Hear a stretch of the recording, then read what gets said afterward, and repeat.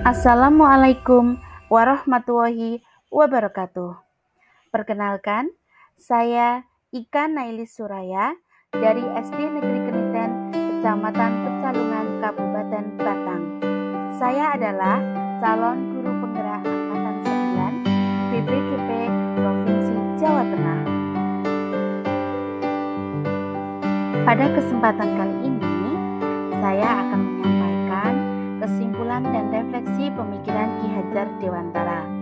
Nah, mari sekarang kita dengarkan bersama-sama.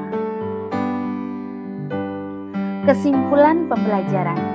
Ki Hajar Dewantara membedakan antara pengajaran dan pendidikan dalam pemahaman arti dan tujuan pendidikan. Pengajaran merupakan proses pendidikan dalam memberi ilmu atau berfaedah untuk kecakapan hidup anak secara lahir dan batin. Sedangkan pendidikan memberi tuntunan terhadap segala kekuatan kodrat yang dimiliki anak, agar mampu mencapai keselamatan dan kebahagiaan setinggi-tingginya.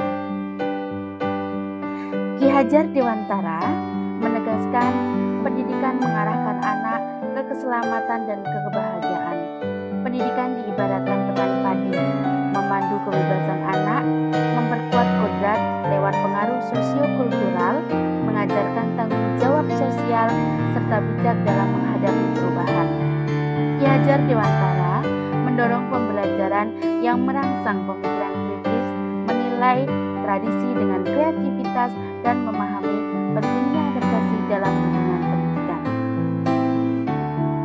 Ki Hajar Dewantara mendeskripsikan dasar pendidikan berhubungan dengan kodrat kemerdekaan anak, yaitu kodrat alam dan kodrat zamannya.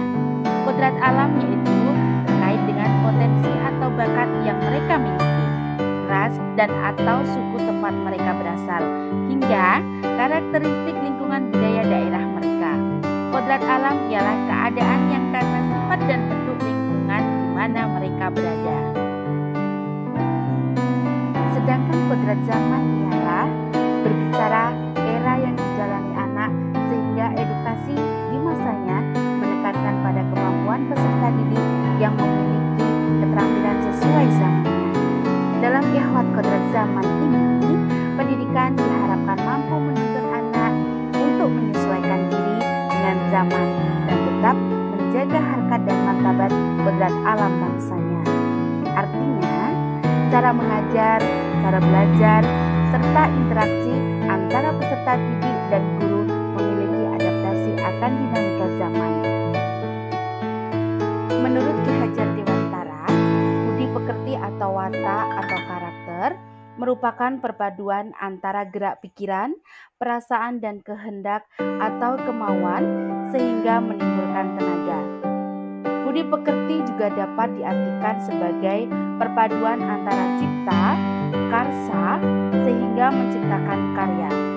Sedih merupakan perpaduan harmonis antara cipta dan karsa, demikian pula bahagia. Adapun pertanyaan pada bagian refleksi ini, apa yang Anda percaya tentang murid dan pembelajaran di kelas sebelum Anda mempelajari modul 1.1? Pendidikan kolonial, pembelajaran yang kaku dan tidak berpihak pada anak. Yang pertama, pembelajaran berpusat pada pendidik, bukan pada peserta didik. Kedua, semua siswa wajib menguasai semua materi ajar dan mencapai KKM.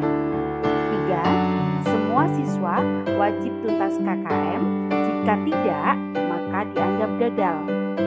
Terakhir, pencapaian tujuan pembelajaran lebih ditekankan pada aspek kognitif. Apa yang berubah dari pemikiran atau perilaku saya setelah mempelajari modul ini? Saya menjadi lebih waspada dalam mencari bahan ajar untuk diberikan kepada siswa. Segala sumber ajar akan saya sesuaikan dengan nilai-nilai kebudayaan bangsa Indonesia dan nilai-nilai Pancasila.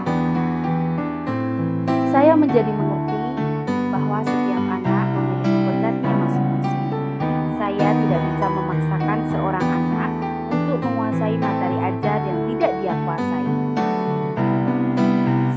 lebih memahami tentang makna ingarso suntulodo imadyo mangun karso tuturi handayani, atau di depan memberi contoh, di tengah memberi semangat, di belakang memberi dorongan.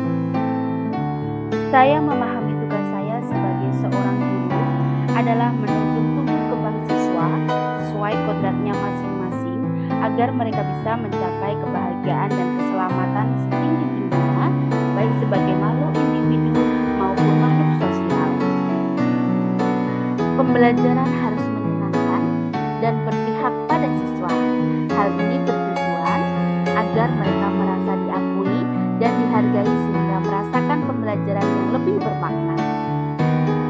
Pertanyaan selanjutnya, apa yang dapat segera Anda terapkan lebih baik agar kelas Anda mencerminkan pemikiran Ki Hajar Dewantara?